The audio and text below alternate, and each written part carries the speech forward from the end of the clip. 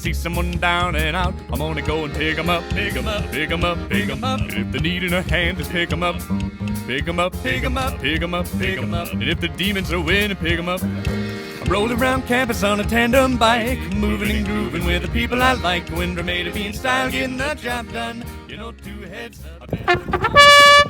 Welcome to another action-packed episode of Tandem Bike Talks. I'm here today with the legendary Jamie Winger. He's a wonderful man. He's a miner. He's a father. He's a military guy. He's a wizard with custom cars, and he's just overall fantastic. Jamie, it's an honor to have you on board. It's an honor to be here, Steve. Thank you. Malicious Cycles, everybody. Make sure you give them a like on Facebook. They got a YouTube channel too. We had some videos. It was kind of cool. We were kind of got involved with IRRB, and they're making all the movies up here. We met some really cool people that helped us do some editing, and we did some videos. They're on YouTube. Check them out. I don't know. It was a fun project, but at the end of the day, it doesn't get bikes built. So back to the shop we went. So Malicious Cycles started off, I don't know, probably about 6 years ago, and making it an official business. Yeah. Of course, specializing in motorcycles, we found ourselves getting into some of the car things and lowriders and whatever comes about. It's I'm privileged enough to have a job in one of the local mines that helps pay the bills, so I can kind of do whatever I want to do as far as, you know, I don't have to do regular paint jobs and fix and dents. I can do drop tops and cool choppers. And every man needs a hobby that pays the bills and makes him happy. And you, my friend, you got so many talents and skills. I got a feeling you're never bored. But most of the stuff we build obviously goes to customers, so we don't have a lot of pretty bikes laying around. It's just a lot of junk to make pretty. It's project related, and yeah, a lot of these are borrowed parts from different ones. What do they call that when you have like a loaner vehicle? Is that what they call it? Yeah, like a donor bike. Donor bike. Yeah, find a good heart, good power plant. So where do you go with these? You go to Sturgis and things like that? Mostly, you know, we're building for people, so it's really on them to take them to the shows.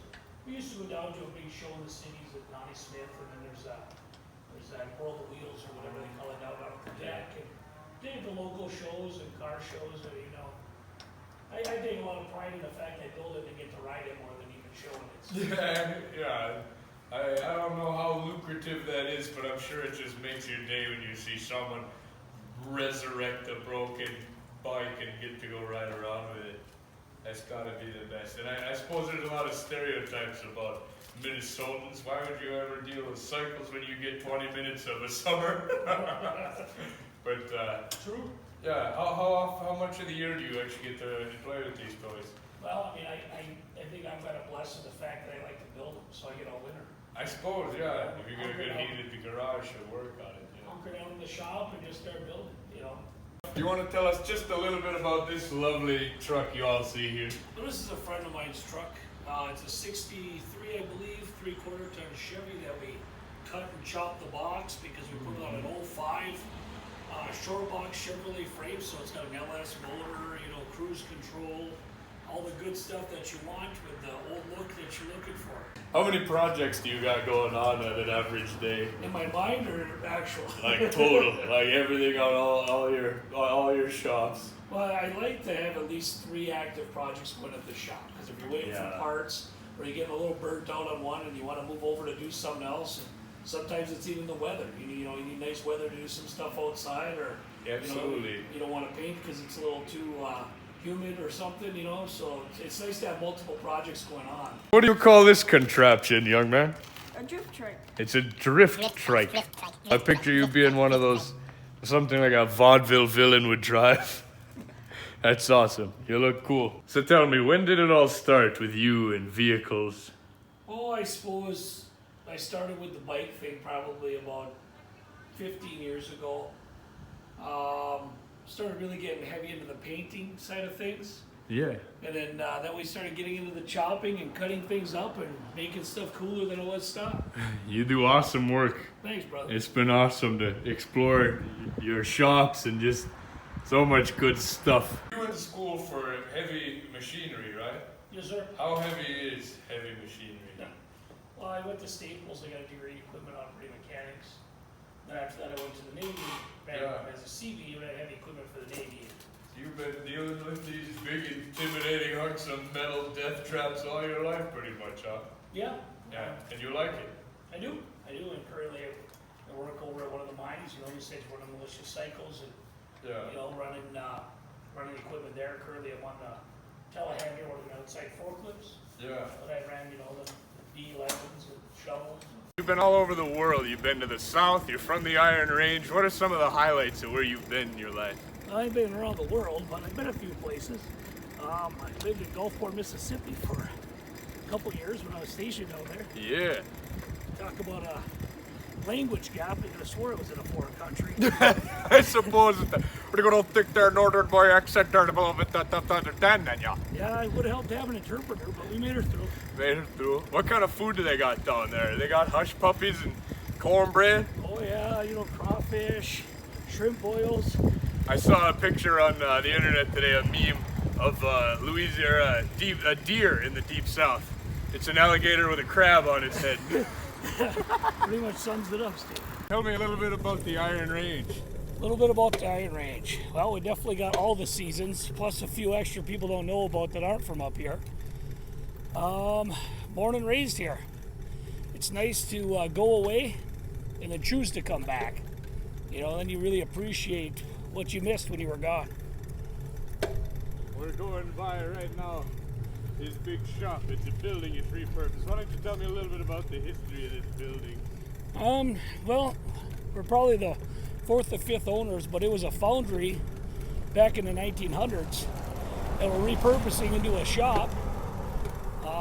Michelle cuts hair out of there. We've put additions and fixed it up. Just trying to help beautify Virginia a little bit more. One of these old buildings that, deserves to be saved. Jamie, you strike me as one of those guys that when you came out of the womb, they handed you a lunch pail and you headed out to work. What's some of the highlights of your employment history? You always had a good work ethic. Well, I don't know. Some beg to differ, I guess. We all start off as kids causing trouble, playing video games, wanting to hang out with our buddies more than working, but priorities get in the way. Yeah. You might have a kid, you might land that good job, or you end up in the military. Something helps turn that ethic around. But I went back in high school. One of my crazy jobs I always talk about is I worked at the cemetery. You did? Oh yes, yeah. No way. Yeah. Was that creepy? Well, absolutely. Yeah, I suppose. Yeah, the night shift. There's probably YouTube channels just about the creepy stuff. Yeah, I've seen some of that stuff. Yeah, so you were kind of a troublemaker back in the day, huh? A little bit, yeah. Do you think it made you a better man? I absolutely think it did. It made you appreciate life a little bit more. You end up kind of getting in trouble and realizing that, well, maybe this isn't the path for me, or, friends getting a little bit more trouble, and it makes you appreciate how much further you've come than some that don't even realize. I was always kind of grateful. I was a troublemaker, but more on the shenanigans side of troublemaker. I was the type of kid who'd jump up, grab the net in 7th grade, and climb up to the rim of the basketball hoop, and then go sit up on top of the backboard. And when they're taking attendance, and they're like, Bueller, here, Solkala, Solkala, Solkala, Solkala, I'm up here! Just that kind of nonsense. But I can definitely agree. Being a troublemaker, sometimes it really does make you a better man. Now, you may or may not know this, but Jamie's also running for city council. What made you want to run for city council? Well, Steve, I think I come from a diverse background of military, union, construction. My whole family's construction oriented. Yeah. So I think that kind of perspective would be a benefit to the city of Virginia, bringing that to the table. Absolutely. The other side of it is I wanted to run, just to serve. Serve my community. I love Virginia. Some of the things I don't agree with that's been happening. Hopefully we make a difference. There's two kinds of people in the world. Those who see something they don't like and they make it better, and those who see something and do nothing. You're a guy, I know you're going to make this world a better place. You can start with your community. You got my support, brother. I appreciate that, man. Make sure you like, comment, and subscribe!